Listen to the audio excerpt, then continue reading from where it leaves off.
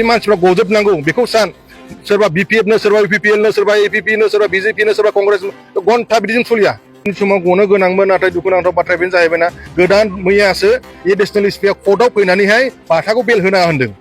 एसे दिरि जागोन बेयाव मोनगोन बे बेल अब्लाबो मानसिया गनाय नङा आरोखि बेला गासैबो मोनजोबगोन सोरबा सोरबाया गनाय नङा आरोखि फिसा केस गोनांफ्रा फिसा फिसौ थाबावदोंबा आरोखि बहाबाफोर जुदि गासैनिबो कर्टआव जुदि क्लियारेन्स मोनजोबबायबा गलांगोन आरोखि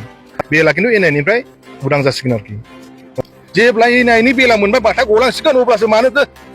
होफैबावनांगौ जाखो बेथ' इनजास्टिसना टटेलि बर'नि एगेन्स्ट थांबाय आरोखि बियो आंथ' सरकारखौ गासैबो खावलायो आं बिटिआरखौल' खावलायो आं आसाम गभर्नमेन्टखौ खावलायो इन्डियान गभर्नमेन्टखौ खावलायो बिटिआर सरकारखौ गासैबो खावलायो जोंनि बर'फ्रा जानाखि दावहा नांबोबाय माबा मोनसे मोननो थाखाय दा गासैबो सिस्टेमाव फैजोबबाय दा सोरखौबा दोननाय सोरखौबा बख'नाय बेथ' जानो नाङाना जायनाखि पावाराव दं बिसोरबो दायनिगिरि जागोन जुदि गवाबा जायनाखि पावार गैया नेक्स्टआव फैबा बिसोरबोथ' दायनिगिरि जागोन ओंखायनो जोंनि बर'फ्रा साफा साफा रेसपन्सिबिलिटि दङ बेला थारमाने दिनै दा माबासिमाव माने 5टासिमावबाबो अर्डार मोनहैनायनि चान्सेस दङ आरोखि 99% चान्सेस दङ बिसानाखि एनाय केस दङ Ndfb-नि जानानैहाय बे अर्डारा मोनथ'वाखै आरोखि मोनगोन आरोखि मोननायनिथ' चान्सआ 99%आनो दङ जिखि जाया खुसिनि बाथ्राया बेनो दा एनायनि केसाव दा माने जानाखि Ndfb-फोर फासिना दंमोन बिसोर दा उदां अख्राङाव फैनो हासिगोनानो जाहैबाय दा आरो मोनसे गेजेराव जाहैबाय जोंनिया दुखुनांथाव बाथ्राया जाहैबाय दिनैनि जारिमिनाव जोंनि एमबाटा बिनिखौ थारमाने आरो बे बेल मोनाखिसैलाय बेखौ लाखिबावलायबाय गोदान केसाव बिनि केसा जाहैबाय 2021नि गसाइगावनि केस जानाय होननानै बिसोर बुंदों बे मानसिया बेयाव इनभल्भमेन्टआनो गैया दा बेखौ गोदानै पुलिसफ्रा कनस्पिरेसि खालामनानैहाय बेखौ सोबावनाय जादों आरोखि दहाय आं खोन्थाखानोसै जानाखि दिनैनि जानाखि जोंनि आर्मि चिफ एमबाटाखौ लाखिफिननायनि खारना जाहैबाय पलिटिकेल इस्युस थाखागोन बियो 100% बेखौ जों टारगेट खालामना लाबाय बेखायनो जोङो गभर्नमेन्टजोंहाय जों नन कपारेसन खालामनो थागोन आरोखि जेब्लानासिम जों बेल मोना आरो दिनैनि बाथाखौहाय जुदि बेलाव हगाराखै मोनसे केसाव गोदान केसाव सोफिनजादों न'खरनि मानसिखौ थांनानै फुस्लायनानै साइन जर-जबस्ति साइन होनानैसो दिनैहाय आदा बाथाखौहाय थारमाने जोंनि आर्मि चिफखौहाय सोफिननाय जादों आरोखि जेलाव बेखौ रायजो राजाफोरनो आं डाइरेक्ट सिद्दा आं फोरमायहरो लायग्राया जाहैबाय Ndfb-Nlfb आजिया गलिनुर क्राइमनि बियो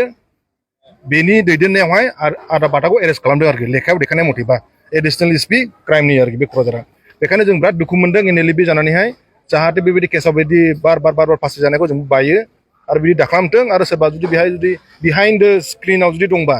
खिन्थु बेखौ जों कमप्रमाइस खालामनाय नङा आरोखि बेनो आरोखि जोंनि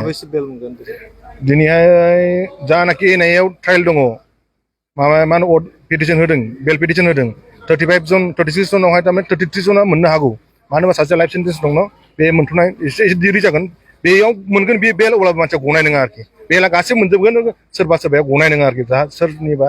माने एक्सट्रा केस गोनांफ्रा फिसा फिसौ थाबावदोंबा आरोखि बहाबाफोर जुदि गासैनिबो कर्टआव जुदि क्लियारेन्स मोनजोबबायबा गलांगोन आरोखि बेला खिन्थु एनआइनिफ्राय उदां जासिगोन आरोखि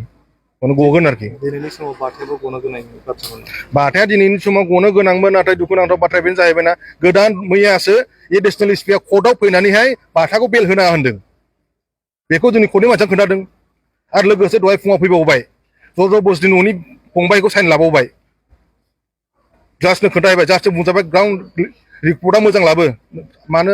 जानला लाबोलानाय मानो बिदि होफैलाबायदों होनजाबाय थांफिनबाय दाना साइन होआखिसै न'खरनि मानसिया जर-जबस्ति बिदि होगोन बिदि केस लागायगोन होननानै दा जर-जबस्ति ब्लेक माबा होनबाय इमसनेल ब्लेकमेल खालामनानैहाय दा होना होबाय दा माबाखौ मा होनोमोनलायो केसखौ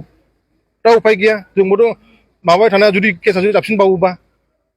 नोंथांमोना मिथियाखैमोन नामा जे बाथानि सायाव बेबायदि केस जाबसिनो बेबायदि केसा अलरेडि सिगांहाय 6 जन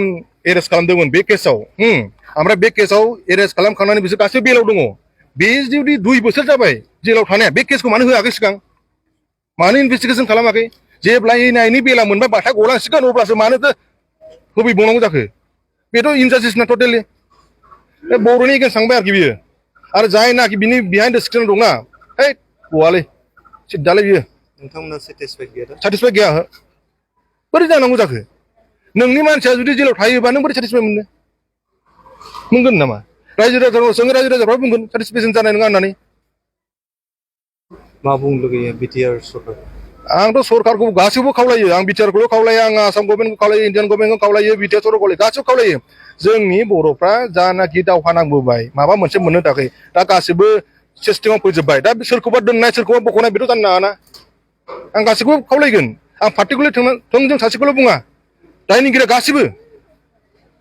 जायनाखि पावाराव दं बिसोरबो दायनिगिरि जागोन जुदि गवाबा जायनाखि पावार गैया नेक्स्टआव फैबा बिसोरबोथ' दायनिगिरि जागोन ओंखायनो जोंनि बर'फ्रा साफा साफा रेसपन्सिबिलिटि दङ कि मानसिफ्रा गजोबनांगौ बेखौ सान सोरबा बिपिएफ नो सोरबा इउपिपिएल नो सोरबा एपिपि नो सोरबा बिजेपि नो सोरबा कंग्रेस घन्टा बिदिजों सोलिया